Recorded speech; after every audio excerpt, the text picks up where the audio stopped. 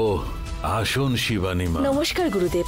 ভালো আছেন? হ্যাঁ ভালো আছি। বেশ বেশ, একদম ঠিক পুজোর সময় এসেছেন। হ্যাঁ পুরোহিত মশাই, শিবানী মা ঠিক সময় এসেছেন। এই নিন পুজোর ডালা।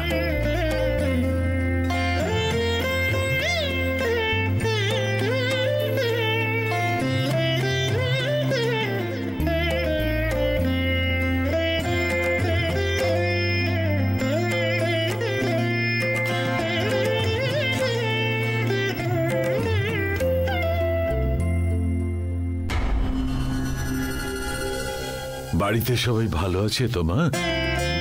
মায়ের আশীর্বাদ আর আপনার আশীর্বাদে বাড়ির সবাই ভালো আছে। খুব ভালো।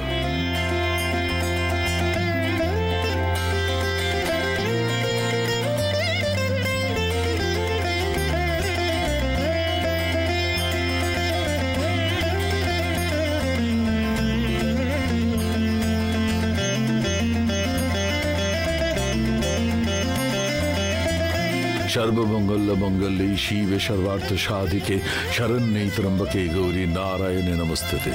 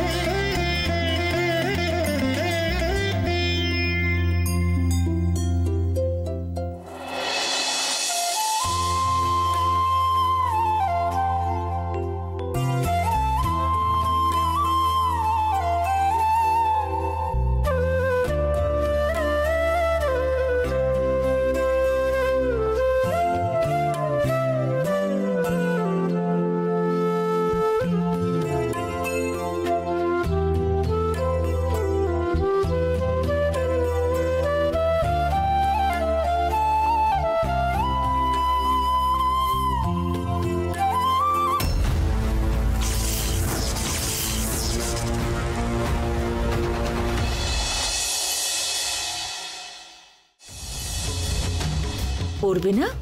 আচ্ছা থাক। গুরুদেব, আপনার সঙ্গে আমার একটু কথা ছিল। তাই? ঠিক আছে, আসুন।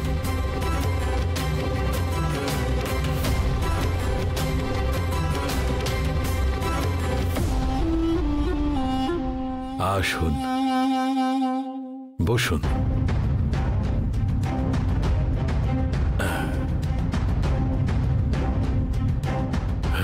সোনা, আয় বস। আমি বাইরে খেলতে যাচ্ছি। খেলাধুলো পরে হবে, আগে বস এখানে আয়। ছেড়ে দাও মা, বাচ্চাদের খেলাধুলো করলেই ভালো। যাও মা, খেলতে যাও।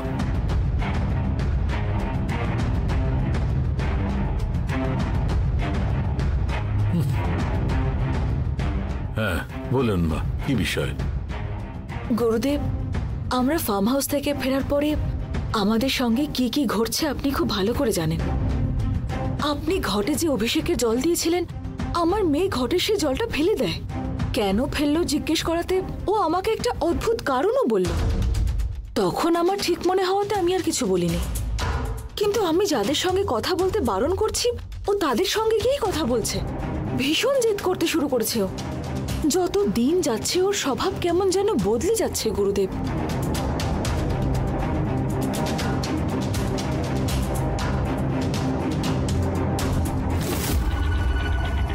আমার শরীর থেকে আত্মা বেরোনোর সময়। এই বাড়ির ভিতরে আসার জন্য আমি অপেক্ষা করছিলাম, কিন্তু ওই ঘটের জল বারবার আমাকে আটকাচ্ছিল। কিন্তু তোরা ওই জলটা ফেলে দিয়েছিস। তোর আত্মাটের শরীর থেকে কখন বেরোবে তার জন্য অপেক্ষা করছিলাম। তুই বেরোনোর সঙ্গে সঙ্গে আমি ঢুকে গেছি।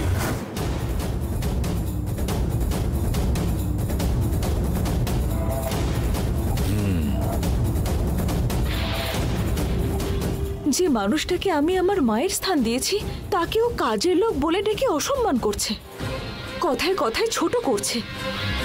কিন্তু কদিন আগেও আমার মেয়ে এরকম ভাবে কখনোই কথা বলতো না। ওর মানসিকতা এরকম ছিলই না গুরুদেব, কিন্তু কদিন হলো ও অনেকটাই বদলে গেছে। এরকম অসভ্যের মতো ব্যবহার কেন করছে সেটা আমি কিছুতেই বুঝতে পারছি না।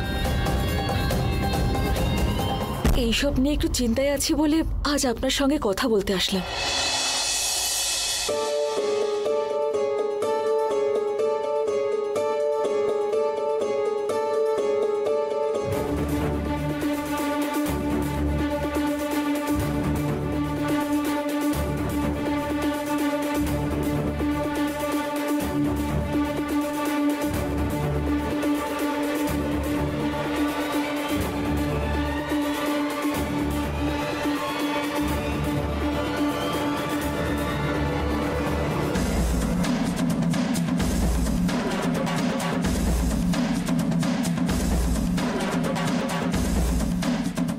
আপনাকে কিভাবে বলবো বুঝতে পারছি না মা। আপনার বাড়িতে যা ঘটছে সেটা আমার শক্তির বাইরে। আত্মা না থাকা শরীরের ভেতরে আর এক শরীর ছেড়ে থাকা আত্মা ঢুকেছে। বড় বড় দুর্ঘটনা ঘটার সম্ভাবনা আছে। বড় বড় দুর্ঘটনা ঘটার সম্ভাবনা আছে। আপনাকে আর আপনার পরিবারকে ধ্বংস করার উদ্দেশ্য নিয়ে এসেছে।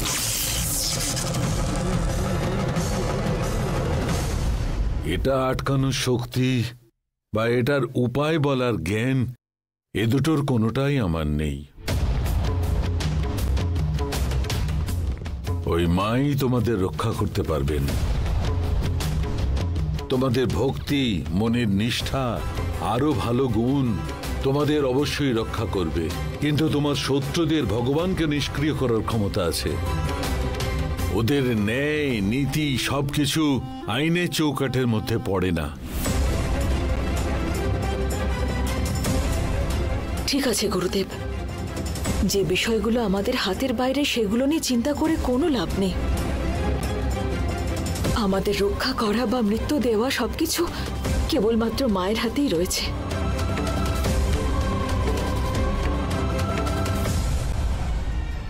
এতদিন মাই আমাদের বিপদ থেকে রক্ষা করেছেন, এটাও আমি ওনার ওপর ছাড়ছি।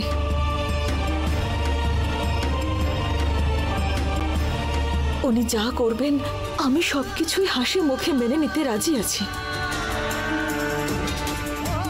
আজ আপনার সঙ্গে দেখা করে আমি ভালো করলাম গুরুদেব। এবার আসি আমি। ঠিক আছে মা, এবার আসুন। আপনার বাবা মা, আপনার দাদা আর ওই দেবী মা আপনার সঙ্গে থেকে আপনাদের রক্ষা করুক। আশীর্বাদ করুন। দীর্ঘায়ু হও মা।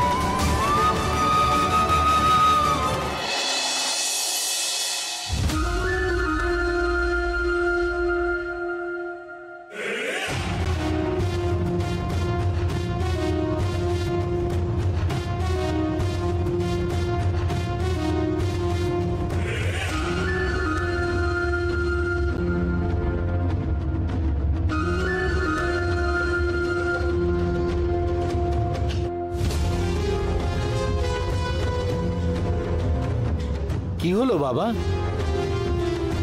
আপনি বোধহয় চিন্তা করছেন। তুমি এখানে আসার সময় কেউ কি তোমায় দেখেছে? না, শিবানী মন্দির থেকে পুজো করে এসে ওপরে বসে আছে। কমলা মা গাছে জল দিচ্ছে। রূপা সবজি কিনতে গেছে। আজকে মঙ্গলবার, অমাবস্যা, রাত্রে কালী পুজো করতে হবে। আমার এই লিস্টে থাকা সব জিনিসপত্র নিয়ে আসবে।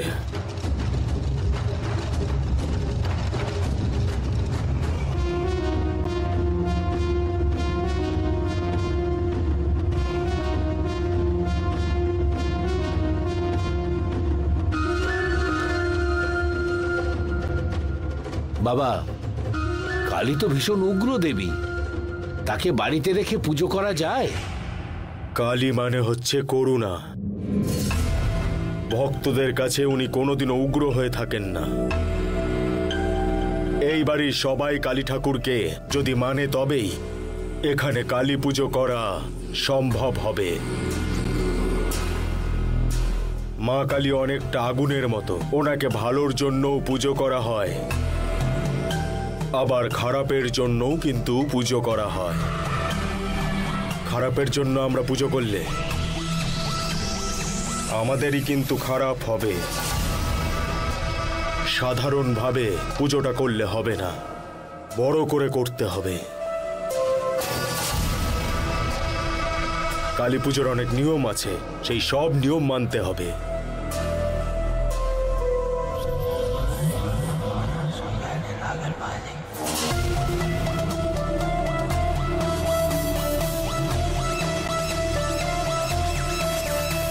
এটা জেনেও আমরা খারাপ কাজের জন্য কেন ব্যবহার করব? সিগারেট খেলে ক্যান্সার হয় এটা জানার পরেও তো লোকেরা খায় না, ছেড়ে দেয় কি তারা? ড্রিঙ্ক করলে তাড়াতাড়ি মারা যায় এটা জানার পরেও তো লোকে ড্রিঙ্ক করে কি, তাই না? এই সব কিছুই ক্ষণিকের সুখ পাওয়ার জন্য করে। আশা করলে সেই আশা কিন্তু নিজেকেই পূরণ করতে হয়। আজকের এই পুজো সেই জন্যই আমি করছি। আমি কি পুজোয় থাকতে পারি বাবা? না, আসলে আমি এখন যা করতে চলেছি তার জন্য একটু বেশি শক্তি প্রয়োজন। সেই শক্তি পাওয়ার জন্য আমি আজকে এই পুজো করছি। এখানে কিন্তু আমি ছাড়া আর কেউ থাকতে পারবে না। থাকলে তাদের জীবনে সমস্যা নেমে আসবে।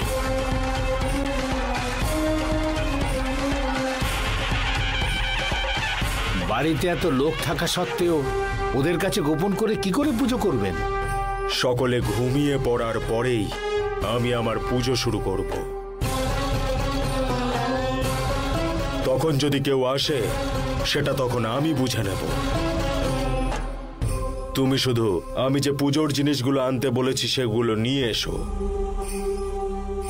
কাল থেকে এই বাড়িতে সবকিছু ওলট পালট হতে চলেছে। তার জন্য যে শক্তি প্রয়োজন সেটা আজ রাত্রেই আমি পেয়ে যাব। আজকে রাতে ওই পুজো শেষ হওয়ার পর এই বাড়ির লোকেদেরকে কেউ বাঁচাতে পারবে না বলে দিলাম।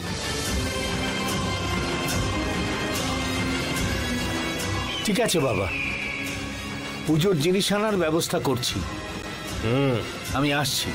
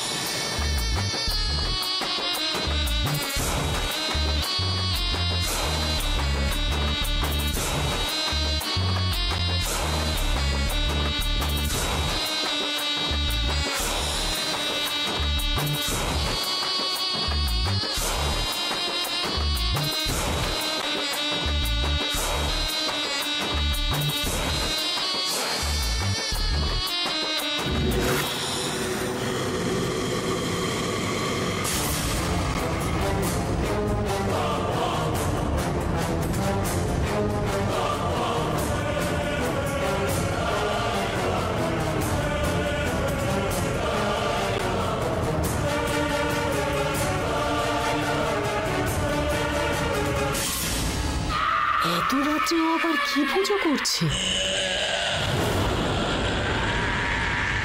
তাও সবাই ঘুমানোর পর।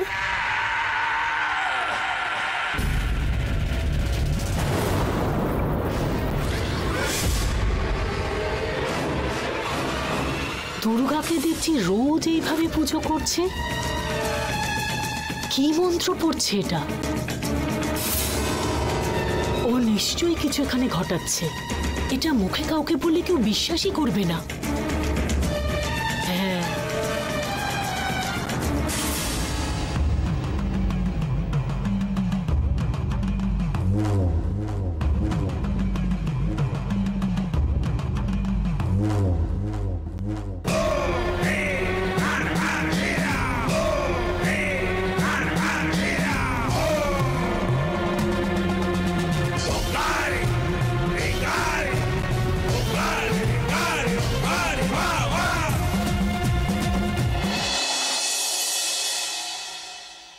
কমলা মা, হ্যাঁ আর কি কি লাগবে আমাকে একটু দেখে এসে বলো না।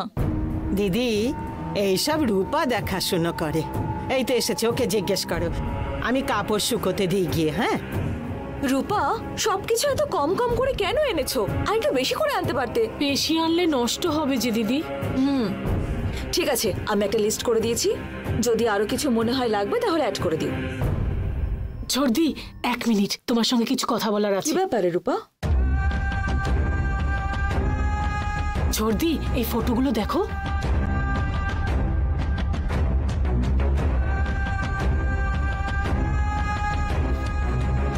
So cute. কি আছে এই ফটোতে? ঝর্দি, তুমি এই ফটোগুলো দেখে আশ্চর্য হচ্ছ না? আশ্চর্য হওয়ার মতন কি আছে? ওই ফটোতে দুর্গা কি করছে তুমি ভালো করে দেখো। কি আর করছে? আমার কোলে আরাম করে ঘুমোচ্ছে। ঘুমোচ্ছে? ছাদের ঘরে পুজো করছে না? হ্যাঁ, পুজো? ওকে মন্দিরে গিয়ে ঠাকুর নমস্কার করে আসতে বললেও করে না, আর ও নাকি করবে পুজো? এই নাও ধরো।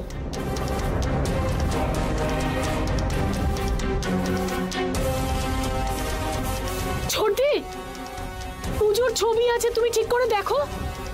এই নাও।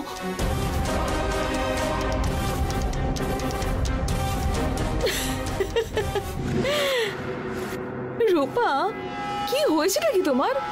ইয়ার্কি মারছো নাকি আমার সাথে? এখানে ফটোতে পরিষ্কার দেখাচ্ছে ও আমার কোলে ঘুমোচ্ছে। আর কি? দিদি, তুমি একটু ভালো করে দেখো না। গতকাল রাত 12টার সময় আমি একটা শব্দ পেয়েছিলাম। ছাদে গিয়ে দেখলাম দুর্গা একা, সামনে একটা যজ্ঞকুণ্ড রেখে তান্ত্রিকরা যেরকম হোম করে ঠিক সেরকম দুর্গা হোম করছিল দেখলাম। তান্ত্রিকের মতো হোম করছে? রূপা, কি হয়েছে কি? কেন এরকম ইয়ার্কি মারছো? তোমার শরীর একদম ঠিকঠাক আছে তো?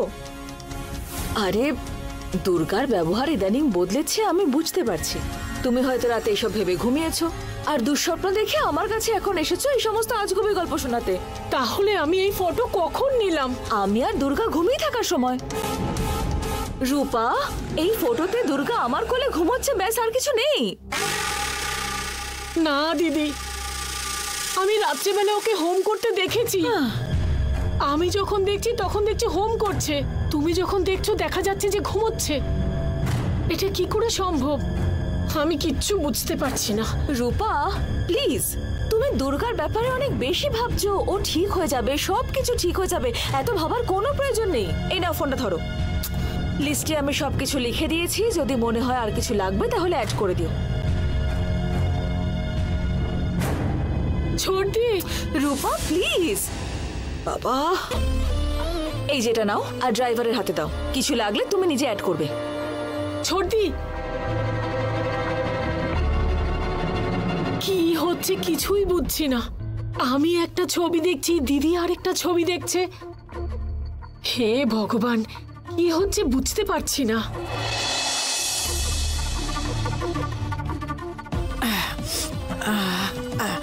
রূপা, এই বালতিটা একটু ভেতরে রেখে দে। কমলা মা, 1 মিনিট এদিকে এসো। হ্যাঁ, এই ফটোটা দেখো তো। দুর্গাকে এই পুতুলটা নিয়ে কি মিষ্টি দেখাচ্ছে, তাই না? কি ছবিটা তোমার মিষ্টি লাগছে?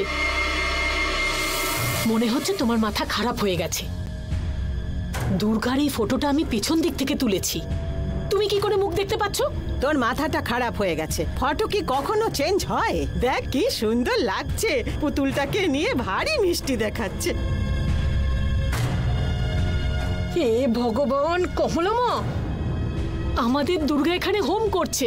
তুমি চোখ খুলে ঠিক করে দেখো, খালি চোখে না দেখতে পারলে চশমা পরো।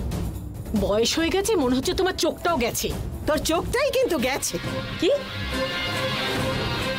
আরে আমি ঠিক না তোমরা ঠিক, আমি এখানে কিছুই বুঝতে পারছি না। কমলামা, আমি তোমাকে চট করে দেখাচ্ছি, তুমি দেখো। দেখো কি দেখতে পাচ্ছ? কি দেখবো? কি সুন্দর হাসি খুশি ভাবে দাঁড়িয়ে আছে।